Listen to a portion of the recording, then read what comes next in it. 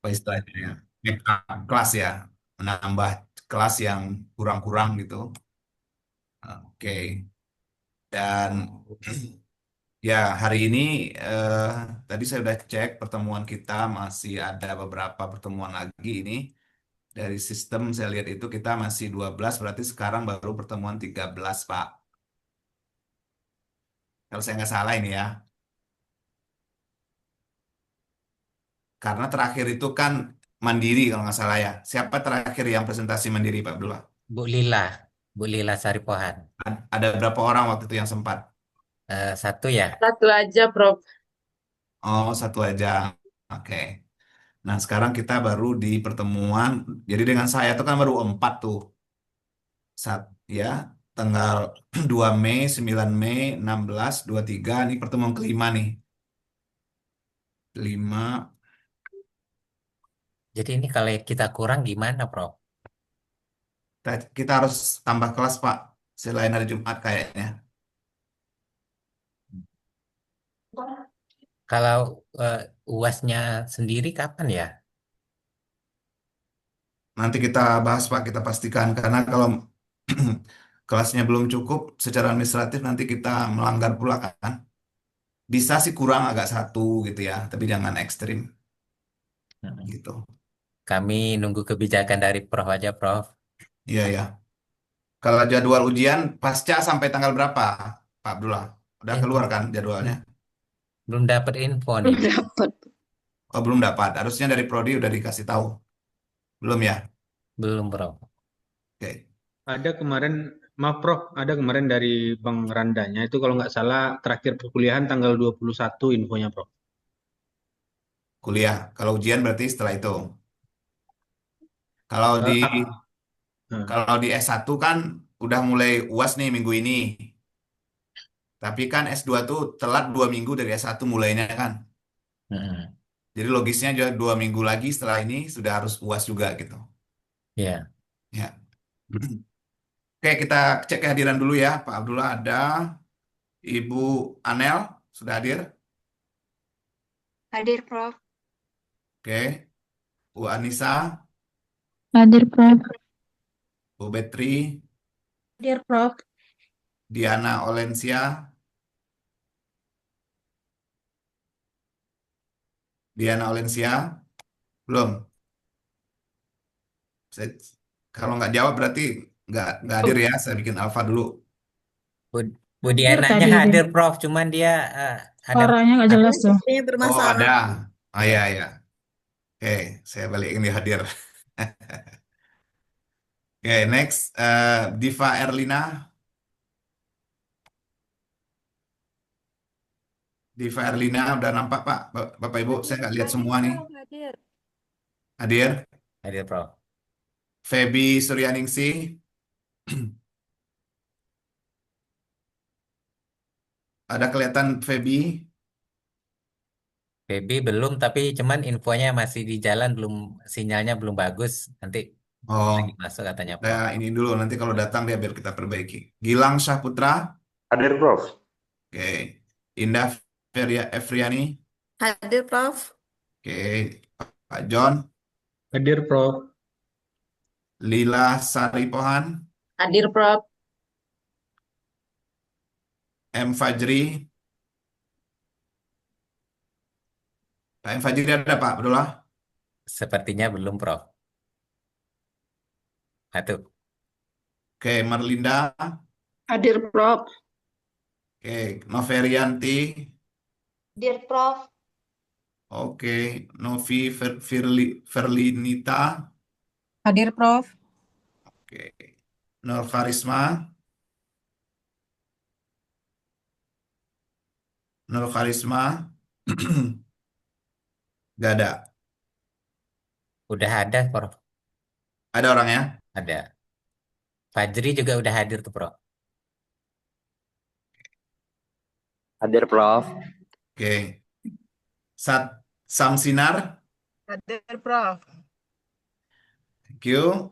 Satri Widyanti. Hadir, Prof. Satria. Hadir, Prof. Oke, Pak Suherman saya lihat udah ada. Hadir, Yuni Prof. Safitri. Hadir, Prof. Oke. Hadir. Zilviatri. Hadir, Prof. Oke, ya ini semua satu lagi saya cek ulang ya, Feby Suryaningsi belum ada. Sip.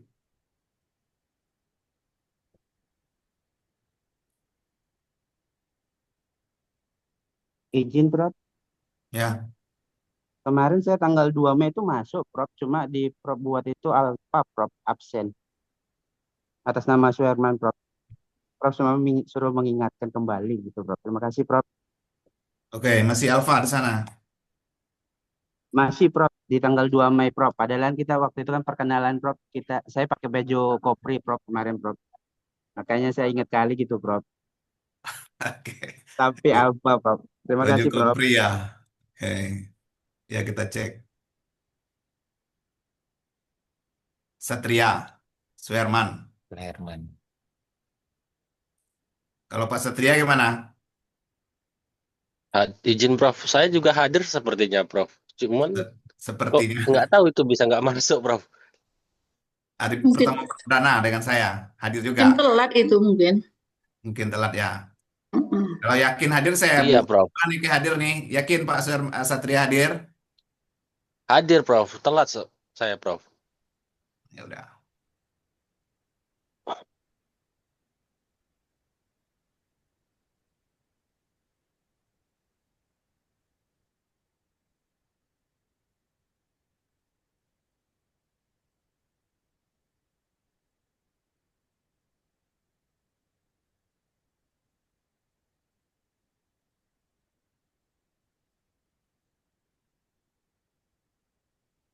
Baik. Nah, untuk hari ini mirip dengan yang sebelumnya, Bapak Ibu, kita akan mendengarkan presentasi dari satu atau dua teman kita. Setelah itu saya kasih masukan, termasuk menambah beberapa materi ya, setelah nanti ada presentasi. Oke, siapa hari ini yang sudah mempersiapkan diri, Pak Ketua? Bu Marlinda. Oke, oke silakan Bu Marlinda Wilmar.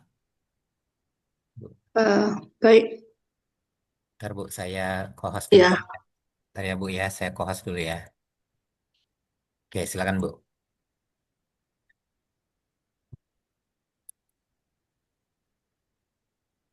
Bentar.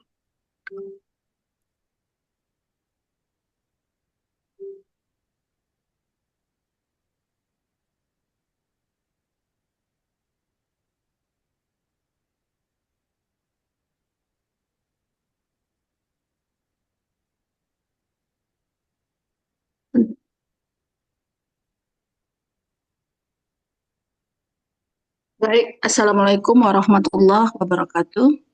Salam, salam. Warahmatullahi. Selamat pagi, Pak Prof. Aprianto dan teman-teman semua. Pada kesempatan ini saya akan mempresentasikan rancangan judul penelitian tesis saya, yaitu dengan judul Evaluasi Strategi dan Implementasi Kepala Sekolah dalam Perencanaan Berbasis Data untuk Peningkatan Kualitas Pembelajaran. Adapun latar belakang kenapa saya mengambil judul ini, bahwa dari rapor pendidikan dari berbagai sekolah itu terlihat kualitas pembelajarannya yang sangat rendah. Kemudian tidak semua kepala sekolah itu memahami ya, dan mampu mengolah data rapor pendidikan dengan optimal.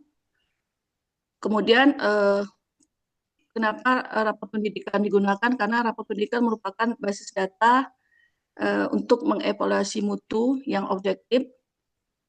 Kemudian saya ingin juga melihat bagaimana strategi dan implementasi kepala sekolah.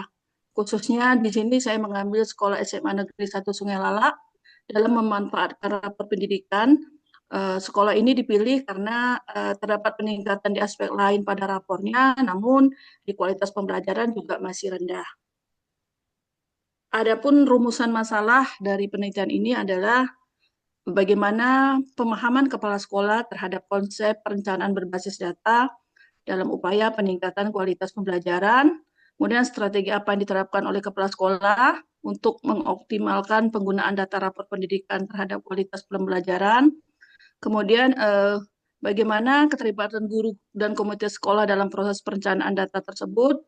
Dan yang keempat, bagaimana kepala sekolah mengimplementasikan perencanaan berbasis data dengan menggunakan rapor pendidikan untuk meningkatkan kualitas pembelajaran.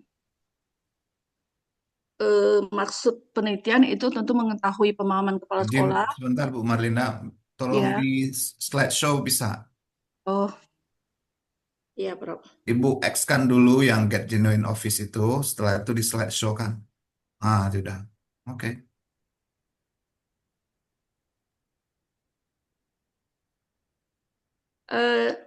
Baik, adapun rumusan masalah itu mengetahui bagaimana pemahaman kepala sekolah tentang konsep perencanaan berbasis data dalam konteks peningkatan kualitas pembelajaran.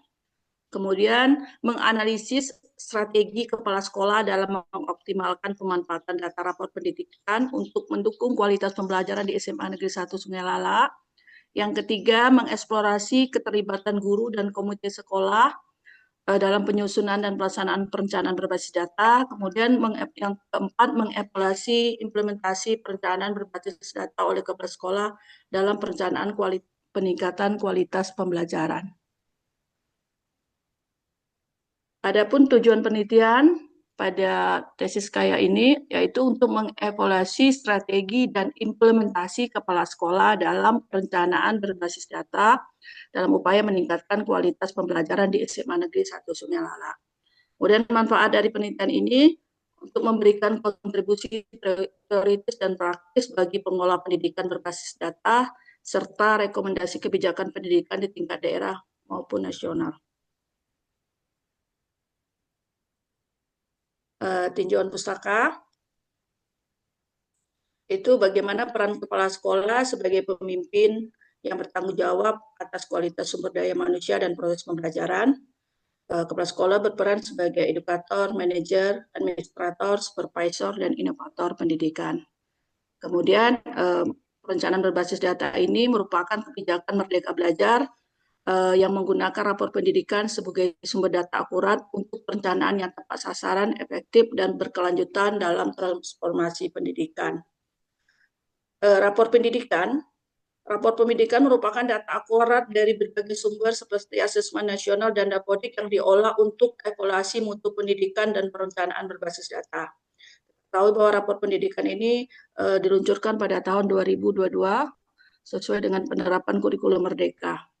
Pada struktur rapor pendidikan itu ada input, ada proses, dan ada output yang membantu perencanaan sistematis dan terstruktur. Kemudian kualitas pembelajaran ini di dalam rapor pendidikan, efektivitas pembelajaran yang ditandai dengan peran guru yang tepat dan peningkatan kreativitas serta kompetensi siswa melalui interaksi edukatif.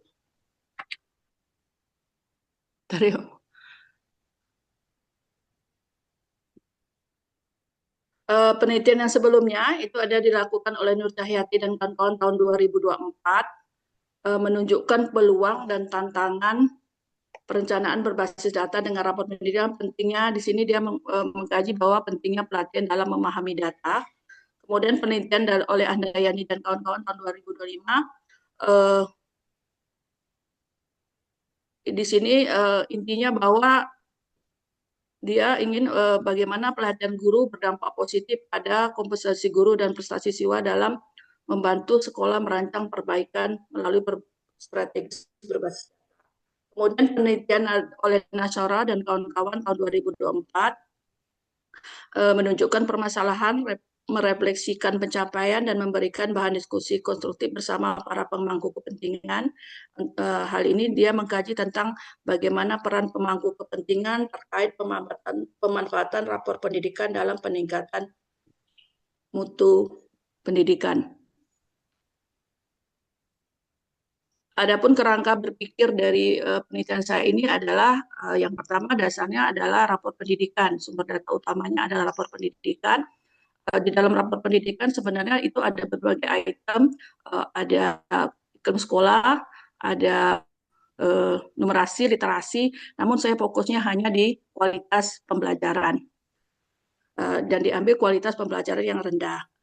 Kemudian dari sini kita diagnosa dasar perencanaan pemahaman kepala sekolah terhadap konsep PBD, perencanaan berbasis data tersebut. Bagaimana kepala sekolah memahami dari rapor pendidikan tersebut untuk membuat perencanaan berbasis data. Kemudian apa strategi yang dilakukannya, terus bagaimana melibatkan guru dan komite, serta bagaimana mengimplementasikannya PBD tadi terhadap peningkatan kualitas pembelajaran. Yang ujungnya muaranya ingin dari semua ini adalah bagaimana peningkatan kualitas pembelajaran. Metode penelitian. Jenis penelitian yang saya lakukan adalah dengan desain concurrent embed, menggabungkan data kualitatif utama dan kuantitatif pendukung. Kemudian tempat dan waktu penelitian, ini penelitian dilakukan rencananya di SMA Negeri 1 Sukala, dengan waktu penelitian lebih kurang 5 bulan, itu dimulai diperkirakan bulan November 2025 sampai Maret 2026. Populasi pada penelitian ini, populasi kualitatifnya adalah kepala sekolah sebagai informan utama, sementara populasi kuantitatifnya adalah guru beserta komite sekolah. Untuk sampel tentu langsung kepala sekolah 1 orang, kemudian guru yang diambil adalah 30% dari 52 orang guru, yang diperkirakan karena di sana ada 52 orang guru, berarti 16 orang guru dengan kriteria guru yang diambil itu adalah mewakili bidang mata pelajaran yang mencakup guru dari kelompok eksakta, IPS, dan umum. Kemudian memiliki variasi masa kerja yang mencakup guru baru yang dikriteriakan lebih kecil atau sama dengan 5 tahun, yang menengah 5-15 tahun, di atas 5-15 tahun, dan di atas 15 tahun. Kemudian komite sekolah yang diambil adalah 2 orang yang aktif. Teknik pengumpulan data di sini dilakukan melalui wawancara mendalam, observasi, studi dokumentasi, dan angket tertutup menggunakan skala Likert. Kemudian teknik analisa data. Data kualitatif dianalisis dengan model Miles and Haberman dengan 3 langkah, yaitu reduksi data, penyajian data, penarikan kesimpulan, dan verifikasi. Sementara data kuantitatif itu menggunakan statistik sederhana. Adalah tujuannya untuk memberikan gambaran pendukung terhadap hasil dari kualitatif. Langkah-langkah analisis data kuantitatif meliputi pengkodean data dari angket yang menggunakan skala Likert, penghitungan skor total dan rata-rata setiap item per responden, penyajian dalam bentuk tabel distribusi frekuensi dan presentasi, kemudian interpretasi hasil untuk memperkuat atau membandingkan data kualitatif. Penyajian data, kemudian data kualitatif disajikan dalam bentuk narasi, deskriptif mendalam, untuk menggambarkan secara utuh pandangan, pengalaman, serta strategi kepala sekolah dan keterlibatan warga sekolah dalam perencanaan berbasis data. Narasi tersebut diperkuat oleh kutipan langsung dari informan dan tabel tematik guna memperjelas pola dan hubungan antar temuan.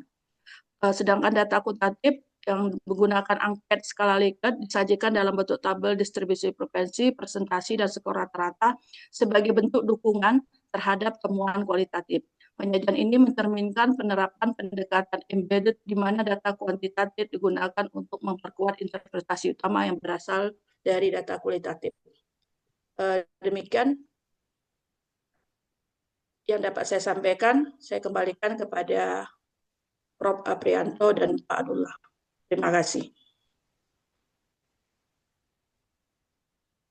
Oke. Bu, tolong kirim di grup Bu, PPT Ibu nih. Iya, bentar Pak. Kita udah ada grup kan di WhatsApp kan? Biar bisa saya buka juga dari sini. Iya, saya ini tidak ada mouse, jadi agak susah ininya Pak. Nggak ada apa? Kembali ke awalnya. Nggak filenya gitu Bu. Iya, ntar Pak. Coba di titik 3, Bu Linda. Bawah. Ada stop share. Saya kirim. Oke, sambil nunggu file beliau, Bapak Ibu silakan dikomentari mirip-mirip yang sebelumnya ya.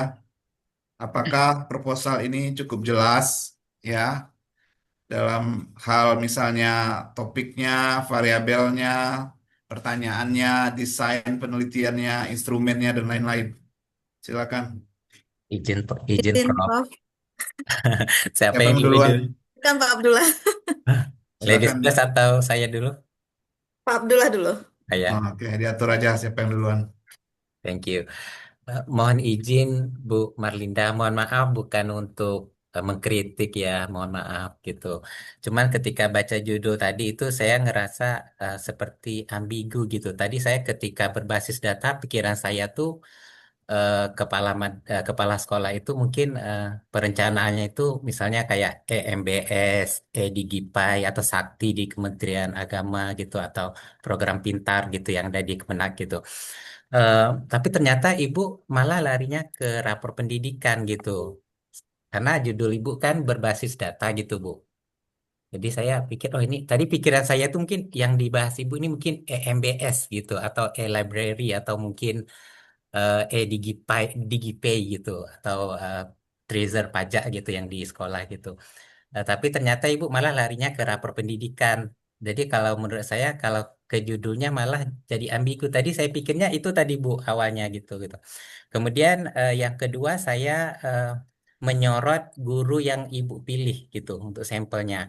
Ibu pilih yang eksakta matematika gitu ya. Kenapa yang bahasanya baik bahasa Indonesia atau bahasa Inggris tidak menjadi fokus utama juga karena kalau kita lihat soal-soalnya itu kan soal-soal berliterasi gitu. Nah, tapi secara keseluruhan saya suka dengan yang Ibu tampilkan ya. Walaupun tadi saya mungkin ingin sedikit mohon penjelasan nanti dari Prof terkait concurrent embedded itu Prof yang mungkin baru bagi saya gitu. Itu saja Bu Bu Marlinda ya, mohon maaf Bu, bukan untuk mengkritik ya Bu ya, mohon maaf Bu. Itu aja Prof, makasih Prof. Oke, thank you. Boleh ditanggapi balik, Ibu Marlinda? Baik, saya untuk mencoba menjawab dari pertanyaan Pak Abdullah. Memang perencanaan berbasis data ini cukup banyak. Rapor pendidikan itu termasuk basis data karena berdasarkan data yang ada di lapangan. Karena dalam perencanaan di sekolah itu sekarang itu dasar perencanaan itu adalah rapor pendidikan yang dikeluarkan oleh kementerian. Karena di situ sudah berdasarkan hasil asesmen nasional yang dilakukan oleh siswa sebanyak 50 orang siswa setiap tahunnya. Di situ banyak yang diukur, tapi salah satu yang saya ambil kualitas pembelajaran karena memang di dalam rapor pendidikan itu ada kualitas pembelajaran. Dan kenapa saya tertarik ini banyak sekolah memang kualitas pembelajaran sangat rendah. Mungkin tadi kata Pak Abdullah perencanaan berbasis datanya mungkin yang kayak basis data apa, tapi rapor pendidikan itu memang perencanaan berbasis data selalu saya selama ini yang saya baca. Jadi itu salah satu termasuk, dan bukan salah satu termasuk saja yang digunakan saat ini oleh sekolah-sekolah ya itu rapor pendidikan untuk bagaimana dia merancang program sekolah. Dasarnya adalah rapor pendidikan. Karena kalau tidak berdasarkan rapor pendidikan, tentu dianggap kepala sekolah itu akan justru malah ambigu dia dalam melaksanakan program-program sekolah. Jadi seluruh yang ada di dalam rapor pendidikan itu akan dituangkan oleh kepala sekolah dalam rencana kerja tahunan, nanti tersusun dalam RKAS ataupun ARKAS, yang menggunakan dana tentu masuk dalam RKAS, yang tidak menggunakan dana tentu tertuang dalam RAT seperti itu. Kemudian itu pertanyaan pertama. Pertanyaan kedua yang kata Pak Abdullah, kenapa tidak guru bahasa? Di situ kan sudah saya sebutkan guru IPA, IPS, dan umum. Atau saya terlupa menulis atau terlupa membaca. IPA, IPS, dan umum. Bahasa Inggris dan Indonesia itu kan termasuk pelajaran umum di situ, Pak. Sementara kalau saya spesifikkan bahasa, untuk bahasa itu kalau di sekolah itu kan macam-macam, ada bahasa Inggris dan bahasa Indonesia, kan kadang-kadang juga ada bahasa Jerman di situ, Pak, ada bahasa Perancis, sekolah itu mata pelajaran pilihannya. Jadi kalau dalam kelompok mata pelajaran bahasa itu kan termasuk umum, Pak. Berarti Demikian. ada kemungkinan, berarti ada kemungkinan yang mapel bahasa tidak akan terambil. Bisa terambil, bisa tidak. Kalau dia kemungkinan kriteria dia memenuhi kan bisa saya ambil, Pak, karena dia termasuk umum. Umum itu kan nanti ada PKN di situ. Ya kemungkinan ada dan tidak ada, ya mungkin memang bisa tidak ada dan bisa ada. Tapi itu dalam kalimat umum sudah mencakup mapel bahasa di situ. Karena itu Kalaupun dia kan memenuhi kriteria umurnya nanti dan masa kerja dan ada di sana gurunya, tentu akan saya ambil, Pak. karena itu literasi loh, Bu. Kalau menurut saya sih, karena soalnya kan matematikanya juga berliterasi gitu. Itu kalau menurut saya gitu loh, Bu. Ya lanjut, Bu. Oke, Oke, Oke. thank you Pak Abdullah atas masukan dan Bu Marlinda jika ada yang relevan dicatat aja dulu. Terus karena Maya ini juga masih apa kan kita minta feedback, bisa feedback itu relevan, memperbaiki atau bisa aja juga feedback yang menurut kita nggak relevan bisa di-ignore ya. Saya mau nanya terkait dengan rapor pendidikan tuh Bu. Itu biasanya yang punya akses ke rapor pendidikan itu eh, siapa aja? Apakah itu dibuka ke publik atau hanya kepala sekolah yang bisa akses atau siapa aja? Eh, untuk mengaksesnya itu tentu kan memakai kode sekolah atau Pak operator biasanya. Namun Berarti nggak sekolah publik ya, datanya eh, nggak publik ya. untuk mengakses tidak, Pak, tapi sekolah udah disuruh untuk memberikan bahkan mempresentasikan rapor pendidikan untuk membahas bagaimana program-program yang sesuai dengan Hmm. eh, lapor merah di rapor pendidikan tersebut. Oke, karena Mohon, Izin, Pak. saya belum pernah mohon Ibu, ngelihat izin Bu. Bu, rapornya ada itu. kesalahan Ibu menyampaikan tuh Bu. izin, Mohon izin izin, Pak. iya, izin, Pak. Terkait Ya rapor ya, pendidikan boleh dong? boleh, Ya, ya. Siapa boleh saya, Pak? boleh Novera Yenti yang udah tunjuk tangan. Novera Yenti. Terima kasih Prof. Terima kasih teman-teman semuanya. Izin Prof, izin Bu Linda meluruskan terkait dengan rapor pendidikan tadi bahwasanya semua stakeholder yang di dalam sekolah itu sudah bisa melihat rapor pendidikan. Yang penting dia mempunyai email belajar ID. Kita sebagai kepala sekolah, sebagai operator, dan sebagai rekan guru sudah bisa melihat seperti apa rapor pendidikan tersebut. Demikian mungkin Hmm. Bapak. Terima Oke, kasih. Oke, berarti semua stakeholder selama dia punya email apa tadi? Belajar ID bisa akses ya. Ya benar Hmm. Prof. Oke, tapi tetap nggak publik ya. Artinya orang biasa yang nggak punya email tadi itu nggak bisa lihat ya. Kayak Nggak, saya nggak punya email itu saya nggak bisa lihat. nggak bisa. Oke, Izin Prof, rapor pendidikan itu bisa di-download sama pihak sekolah. Jadi kalau saya biasanya, saya mempresentasikannya kepada oke, wali murid. Demikian mungkin iya, Prof. Terima iya, kasih. oke. Ya kalau kita udah punya akses tentu bisa di-download, baru bisa disebar gitu kan. Tapi orang yang nggak punya akses nggak bisa masuk ya. Oke, karena kan ada misalnya data-data statistik dari BPS itu kan semua orang bisa akses tanpa email dan lain-lain ya, dia terbuka gitu ya. Oke, karena saya juga tertarik dengan rapor pendidikan ini, saya kepengen lihat persisnya namanya rapor tuh kan kayak capaian-capaian lah ya, kayak anak siswa kita kan nilainya berapa, mata pelajaran ini nilainya berapa. Kalau di rapor pendidikan tuh apa aja Bu, Bu Yuni, maaf, Bu Marlida yang biasanya dilaporkan atau dipresentasikan di situ, poin-poinnya, Bu Marlinda. Suaranya, Bu. Bu Marlinda freeze kayaknya ya videonya. Ya, Boleh ya, sepertinya. siapa yang bisa Mbak bantu menjawab? Apa aja isi rapor pendidikan tuh? Izin Prof menyampaikan Prof. Eh, Oh ya, boleh. Berdasarkan Silakan Pak Bro. Ya Pak, berdasarkan gini Prof, namanya rapor pendidikan capaian yang adalah salah satunya adalah bagaimana literasi di sekolah itu berkembang, kemudian Literasi, numerasi di sekolah itu numerasi. berkembang, capaian. Hmm, Kemudian apa namanya itu ke kesamaan derajat atau gender Prof itu juga ada. hmm. Kemudian bagaimana cara guru pengelolaan kelas juga ada Prof. Kemudian sistem penilaian juga ada, sistem capaian pemaparan bos juga ada, Prof. Jadi hampir komplit Oke, semua kegiatan ada tuh 8 standar yang ada di sekolah ada semua di situ, Prof. saya boleh contoh satu tolong diupload di grup juga ya. Saya tertarik Ya, mau Prof. lihat Ini lagi isinya. saya download, Prof. Lagi saya Oke, download, Saya Prof. makasih. saya Ya ada Bu juga Betty, nih, Prof. Bu Betty ya silakan. Bu Betty mau ngomong? Battery. Ya, ya, baik, Prof. Saya menambahkan yang ada di rapor pendidikan itu, yang pertama kita di situ ada panduannya.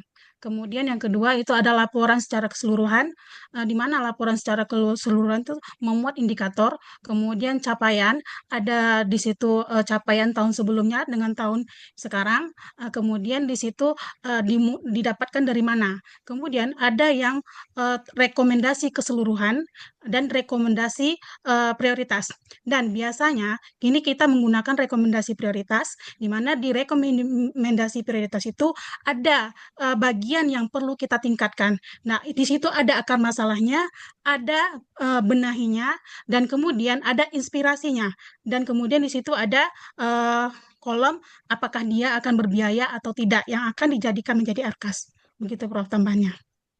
Itu yang Dari bikin rapor rekomendasi itu siapa? Apakah Dinas Pendidikan atau siapa timnya yang ngasih rekomendasi? Dari aplikasi itu langsung, Dari, Prof. dari aplikasi itu Otomatis. sudah ada, Prof. Nanti Ah, ah. itulah yang kepala sekolah dan warga sekolah membaca rapor tersebut dan menganalisis. Nah, ternyata ini yang akan perlu kita tingkatkan pada tahun Hmm. ini, yang akan menjadi rencana kerja tahunan. Jadi Oh, rekomendasi oke. itu yang kita prioritas kita gunakan. Jadi kayaknya yang ngasih rekomendasi itu AI ya, tapi berbasis data-data yang diinput ke situ ya. Ya. Ya, berbasis data dari Pak Asesmen Nasional, Ya, kemudian oke. juga dari Sulinjar. Siap-siap. Thank you, menarik ya. Baik, boleh satu lagi untuk komen apa proposal Bu Marlinda sebelum saya kasih komentar. Bu, siapa tadi Bu Indah ya? Iya, terima kasih Prof kesempatannya. Hmm. Baik, sebelum saya masuk ke komen saya, mungkin ada sedikit feedback yang terkait yang disampaikan oleh Pak Abdullah tadi ya. Mengenai kriteria, kalau Bu Marlinda tadi dia mengkriteriakan ada IPA, IPS, dan umum ya. Sementara di SMA itu sekarang kan kita tahunya tidak ada penjurusan lagi gitu. Mungkin alangkah lebih baiknya di kriterianya seluruh guru kalau merujuk kepada pengambilan sampel beliau tadi, itu seluruh guru yang diambil 30%. Tidak perlu lagi dikriteriakan IPA, IPS, bahasa, atau umum gitu. Karena statusnya jadinya seluruh guru, karena tidak ada penjurusan juga di dalam SMA saat ini gitu ya. Per peraturan hari ini. Entah kalau besok itu ketika Bu Linda ngambil sampel, atau ambil data itu jadi berubah gitu. Yang berikutnya yang mau saya tanyakan, Bu Linda bisa bantu saya kembalikan lagi ke slide awal di bagian judul. Karena udah di apa tadi nih? Ini saya bantu ya. Nih, ada kelihatan slide-nya? Iya, Udah. sudah, Prof. Oke, terima kasih, Prof. Nah, Oke. di sini kan judul Bu Marlinda evaluasi strategi dan implementasi kepala sekolah dalam perencanaan berbasis data untuk peningkatan kualitas pembelajaran. Bu Marlinda, kalau saya lihat dari sepanjang presentasi tadi, itu menggunakan dua metode, dua jenis penelitian di sana, ada kualitatif dan kuantitatif. Artinya ini mix gitu ya, Bu ya.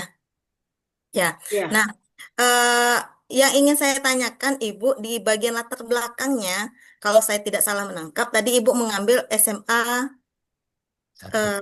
ya SMA 1 Sungai Lala ya. Nah, apa mengapa Ibu mengambil ini? Apakah sekolahnya bagus sekali atau sekolahnya dari sekolah binaan Ibu ini yang paling kurang gitu ya. Nah, itu yang harus mungkin Ibu tekankan di latar belakang. Kemudian kalau menurut pendapat saya, kalau kita melakukan evaluasi strategi gitu ya, mungkin yang kalau saya pribadi ya Ibu ya, saya akan mengambil sekolah sebagai percontohan gitu, bukan sekolah yang memiliki masalah. Kenapa? Karena ada evaluasi strategi di sana. Saya mau melihat apa sih strategi dari kepala sekolah ini yang membuat sekolahnya better than other gitu.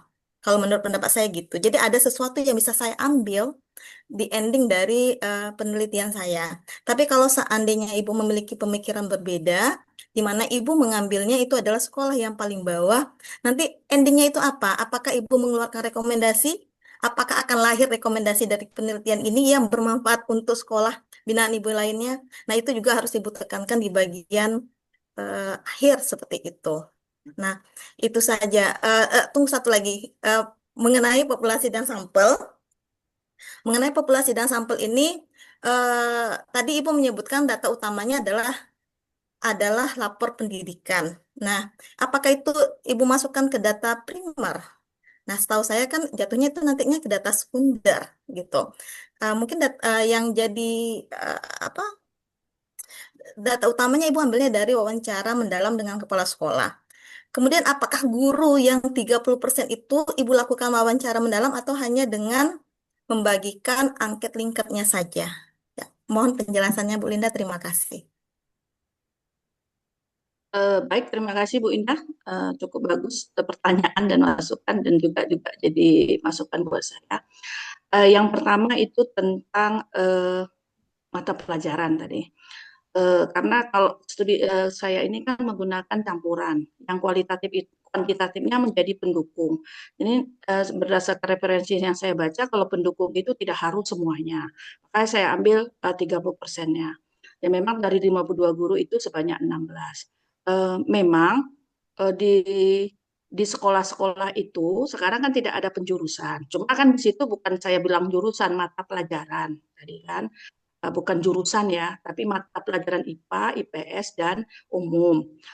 Sebenarnya kan kelompok mata pelajaran kan seperti itu kalau di dalam rapor SMA. Kalau jurusan memang tidak ada lagi.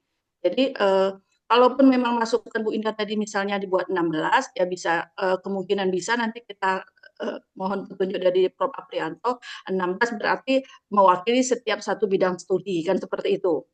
Namun rasa saya kalau sudah ada mata pelajaran ada yang di sekolah itu besar, ada bahasa-bahasanya banyak, mungkin bisa lebih dari 16 akhirnya Bu Indah. Jadi tidak terwakil, ada juga akhirnya tidak terwakilkan. Karena setahu saya itu mata pelajaran umum kelas 10 aja sudah 15, belum mata pelajaran-pelajaran lain yang ada mata pelajaran peminatannya di kelas 11. Jadi itu bisa lebih, kekhawatiran saya seperti itu. Kemudian untuk berikutnya tadi saya cek aja ya Bu Indah mana yang dulu. Tadi mengenai skala Likert itu memang saya sendiri sih baru. Mungkin Pak Prianto nanti lebih jelas paham. Memang itu karena dia hanya memperkuat data kualitatif, itu saya tidak melakukan wawancara. Yang kualitatif, yang wawancaranya hanya dengan kepala sekolah, wawancara mendalam.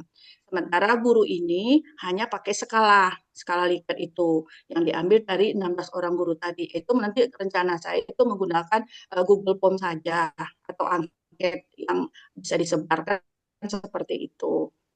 Kemudian apalagi tadi Bu Indah? Masalah latar belakang Ibu pengambilan Oh ya, kemudian di latar informasi. belakang jujur saya, jadi di sini juga mohon bantuan kawan-kawan Prof. Awalnya saya bingung. Pertama saya rencana itu penelitiannya kuantitatif seluruh sekolah, tapi terlalu tidak mendalam.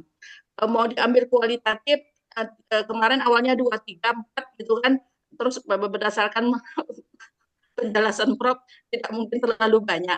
Akhirnya saya ambil satu. Satu di sini yang dasar saya ambil, memang sekolah ini bukan sekolah kecil. Sekolahnya termasuk cukup sarana prasarana. Namun yang jadi pertanyaan saya, kenapa di kualitasnya masih rendah? Kan seperti itu. Itu dasar saya. Namun kalau memangnya dikatakan Bu Indah tadi itu bisa jadi saran yang bagus, mohon petunjuknya Prof nanti. Karena jujur saya di sini memang studi kasusnya masih agak gampang gitu Prof, ke sekolah yang mana gitu kan. Nah, Ya, Izin Prof, kemudian maaf Bu Linda. biar aja dulu Bu Linda menyelesaikan. jadi itu saya ambil sekolah yang rapor pendidikannya yang saya lihat di bagian lainnya sudah bagus, di kualitasnya masih rendah berdasarkan poster rapor pendidikan. Seperti itu. Ada lagi Bu Indah tadi pertanyaannya? Ya. Kenapa tadi saya tanyakan alasan Ibu di latar belakang memilih SMA tadi? Karena itu berkaitan dengan bagan yang Ibu bikin, ya. Kalau seandainya Ibu memang memilihnya evaluasi strategi itu nanti melahirkan sebuah rekomendasi, mungkin di bagan itu endingnya ada rekomendasi yang lahir di sana. Rekomendasi strategi apa sih yang sebaiknya untuk sekolah tipikal seperti ini gitu. Tapi kalau seandainya tadi Ibu seperti yang saya sampaikan memilih sekolah yang bagus sehingga kita bisa melihat strategi apa yang dia miliki untuk kita share itu juga mungkin di kerangka pemikirannya harus muncul kalau menurut saya begitu. Nanti Prof bantu diberi penjelasan untuk kami semua Prof. Terima kasih. Oke. Baik, terima kasih Bapak Ibu untuk diskusinya. Ya, termasuk feedback ya.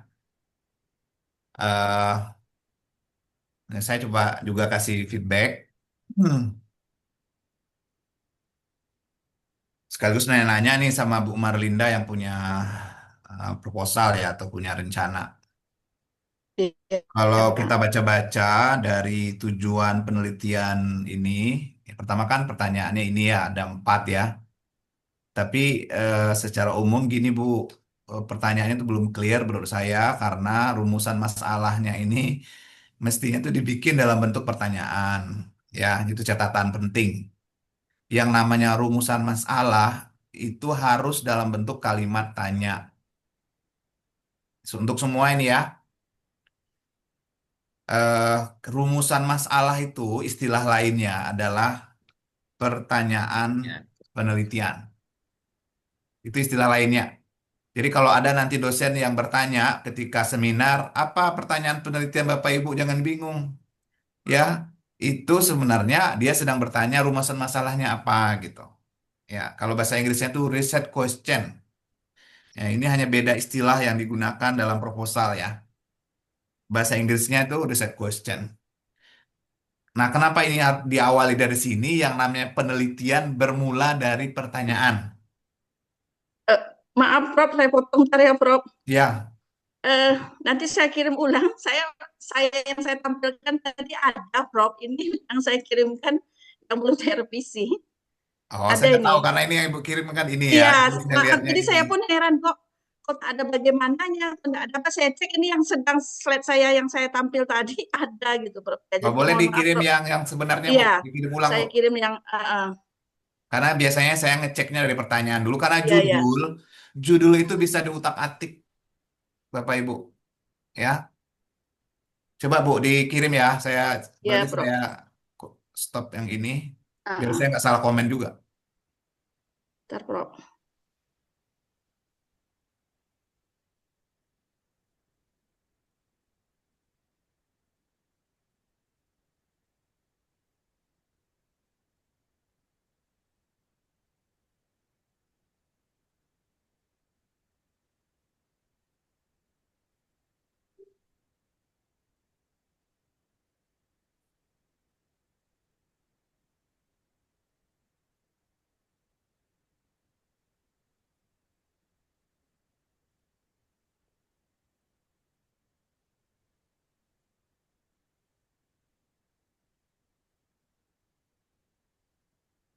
Ini ya Bu Marlinda yang terbaru. Iya, iya, Prof.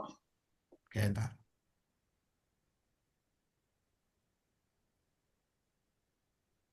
Oke, saya cek apa saya share lagi.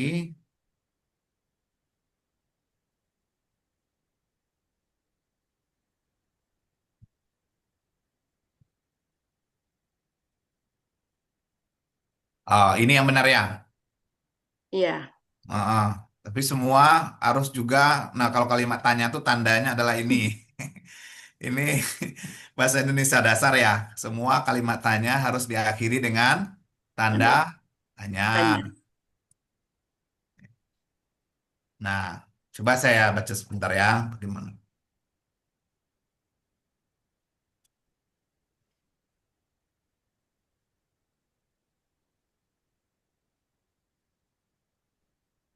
Ya, nah ini sudah dalam bentuk kalimat tanya dan sudah bisa jadi pertanyaan. Nah, terus juga saya ingatkan, setiap pertanyaan penelitian nanti membutuhkan jawaban. Ya, itu yang disebut nanti findings atau temuan. Semakin banyak pertanyaan, maka juga semakin banyak jawaban. Dan untuk bisa mendapatkan jawaban, kita perlu cara. Nah, itu yang akhirnya mempengaruhi metode penelitian. Ya, dalam metode penelitian nanti ada instrumen, ya, atau alat yang digunakan untuk mengumpulkan data sehingga pertanyaan bisa dijawab. Gitu dulu ya logika-logika dasarnya gitu. Ya. Nah, kalau kita misalnya ngelihat pertanyaan pertama dari Ibu Marlinda, i- maka kemudian yang belum terlihat dari presentasi Bu Marlinda itu adalah bagaimana cara beliau menjawab pertanyaan pertama ini. Ya, bagaimana pemahaman kepala sekolah terhadap konsep perencanaan berbasis data. Nah, kita confirm ke Bu Marlinda. Gimana Ibu bisa menjawab pertanyaan Ibu untuk bisa tahu pemahaman kepala sekolah itu? Melalui wawancara, Prof. Dan selama ini, kenapa ini juga menarik? Selama ini berdasarkan ketika saya turun ke sekolah, kepala sekolah itu banyak yang tidak paham mengartikan rapor pendidikan itu, Prof. Hmm. Memang kenyataannya seperti Contoh itu. pertanyaan kira-kira dalam wawancara itu apa? Eh, apakah Pak, yang pertama tuh, apakah Bapak paham yang dimaksud dengan perencanaan berbasis data itu dulu, Pak. Kemudian Hmm. bagaimana Bapak bisa rapor pemahaman tentang rapor pendidikannya lagi, Pak, bagian-bagian dari rapor pendidikan, arti yang tertulis dalam rapor pendidikan itu, Pak. Oke, oke. Baik. Berarti Ibu nanti akan mencoba menjawab pertanyaan itu melalui wawancara ya. Karena kalau Siap. pertanyaannya bagaimana pemahaman, biasanya itu perlu alat berupa tes.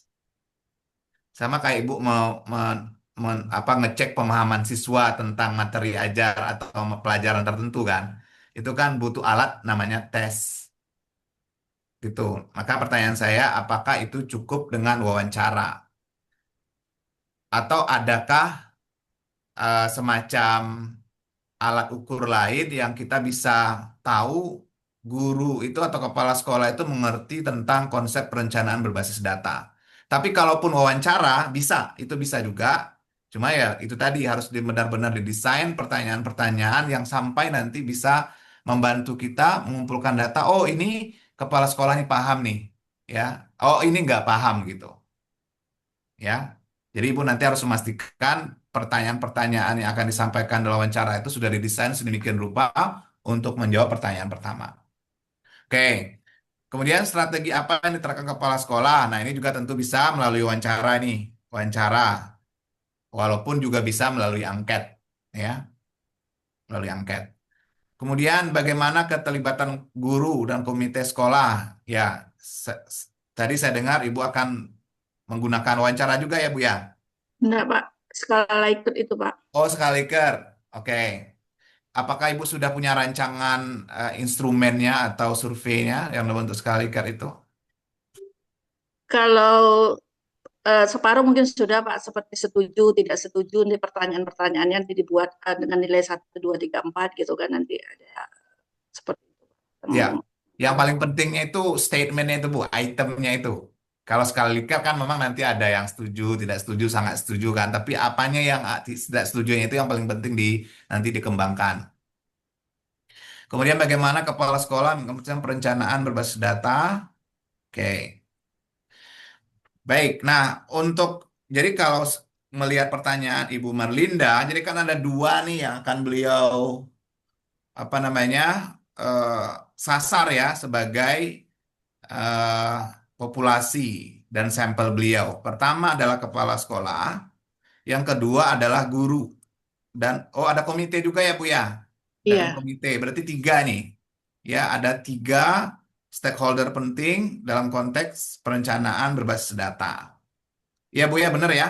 iya, Pak. Ya oke. Nah, Komite dengan skala juga rencana, Pak. ya maka masukan saya untuk rumusan masalah Ibu ini, Ibu susun ya didekatkan masing-masing. Jadi kepala sekolah aja dulu ya 1, 2, 3 itu kepala sekolah.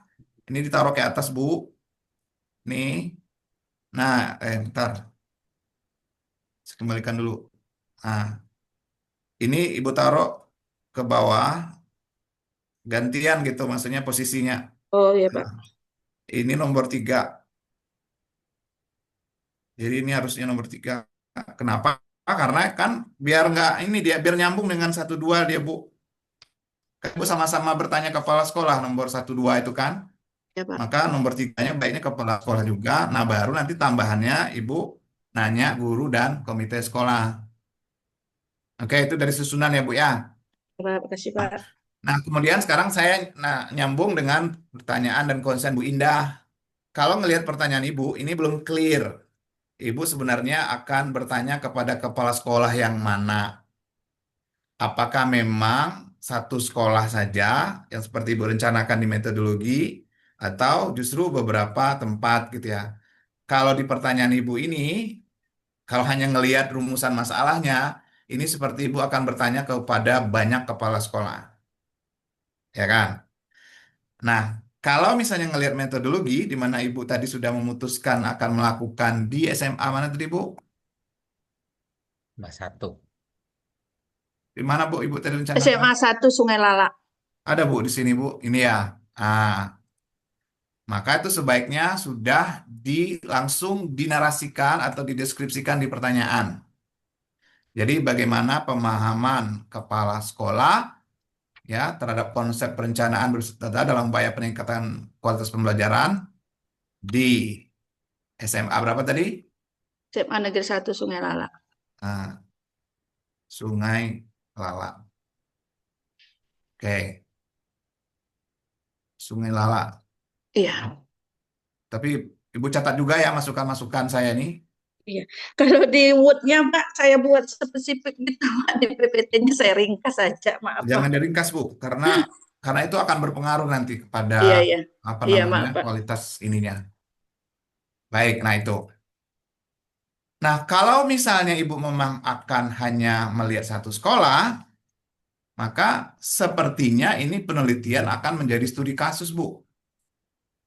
Ya, studi kasus. Karena Ibu sudah membatasi hanya di satu sekolah saja. Ya. Nah, apakah memang Ibu akan melakukan studi kasus? Rencana iya, Pak.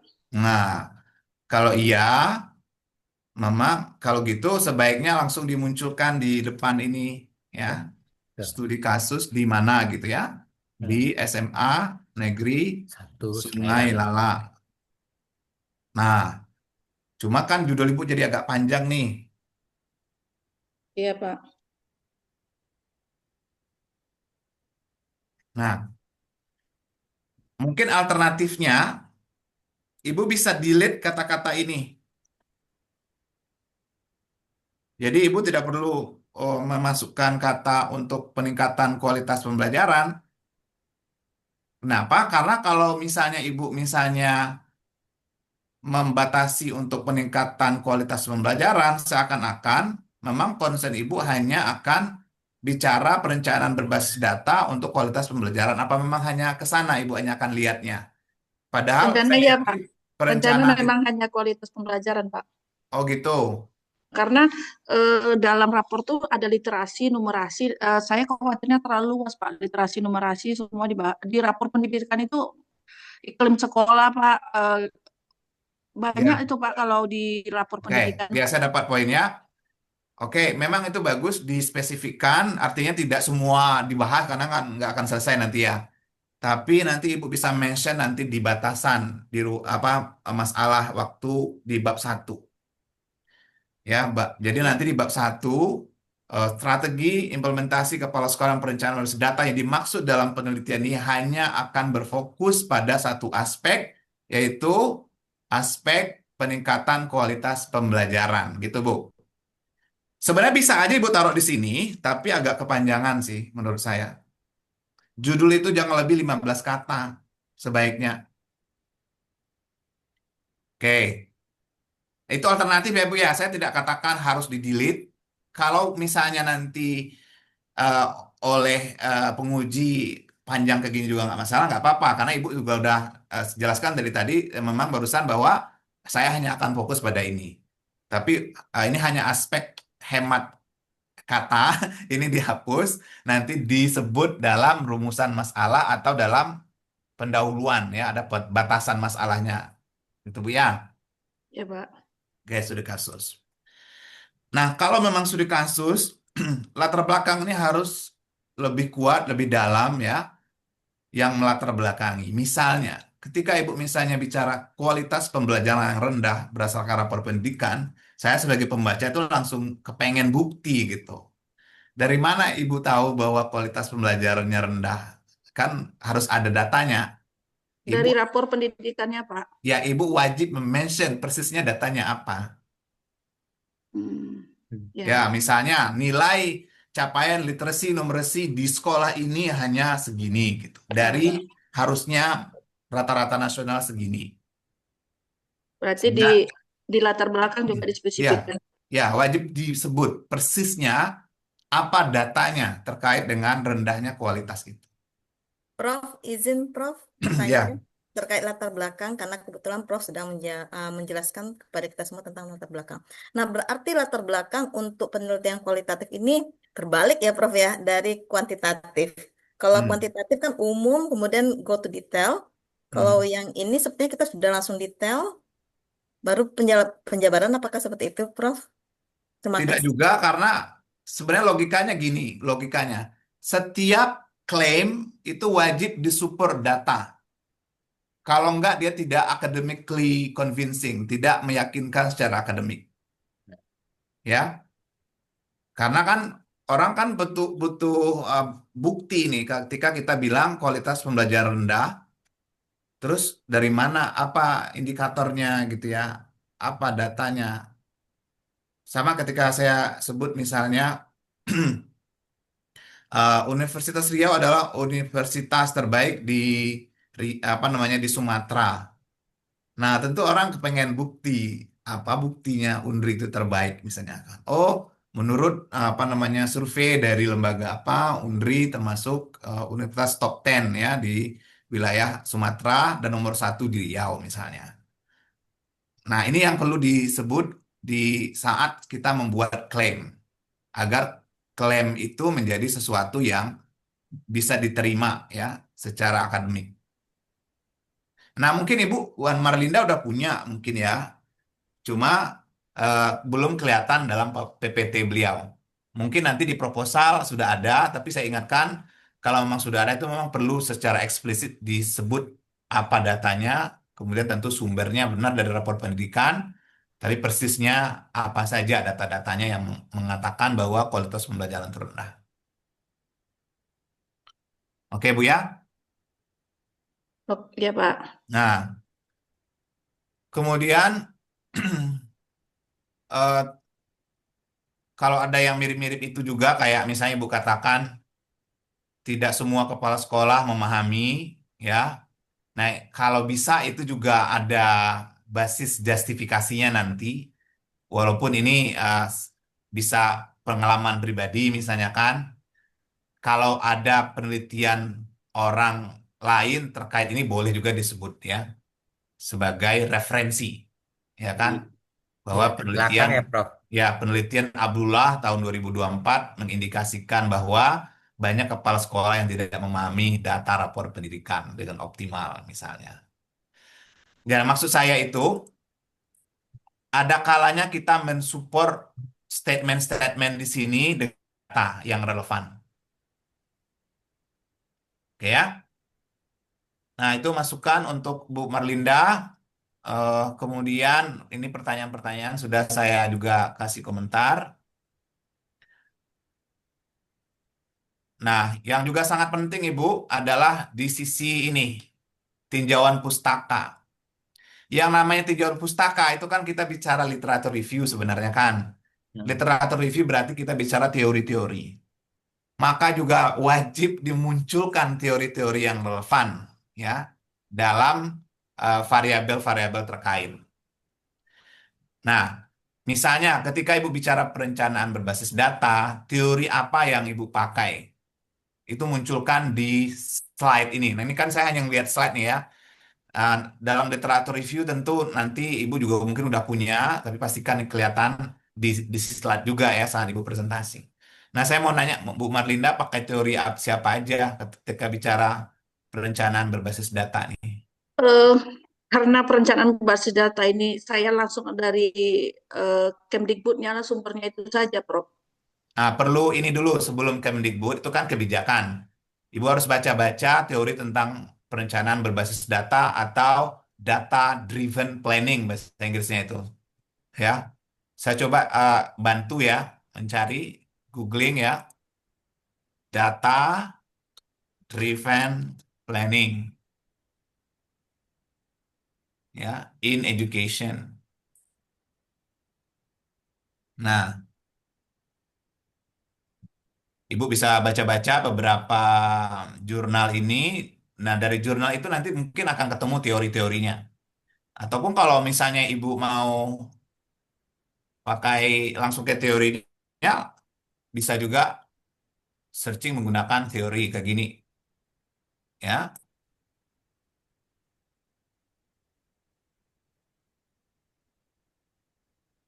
Nah, itu banyak nih, tinggal nanti diklik salah satu.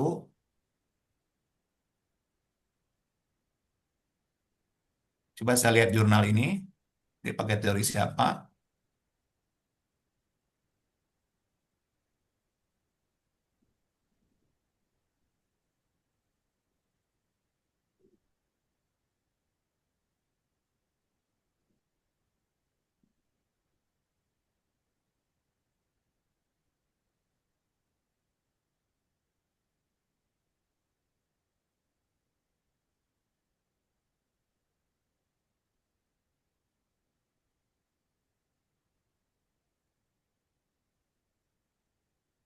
Ibu catat ya, Bu, kata-kata kuncinya, tapi Ibu memang mesti ngerti bahasa Inggris dikit ya.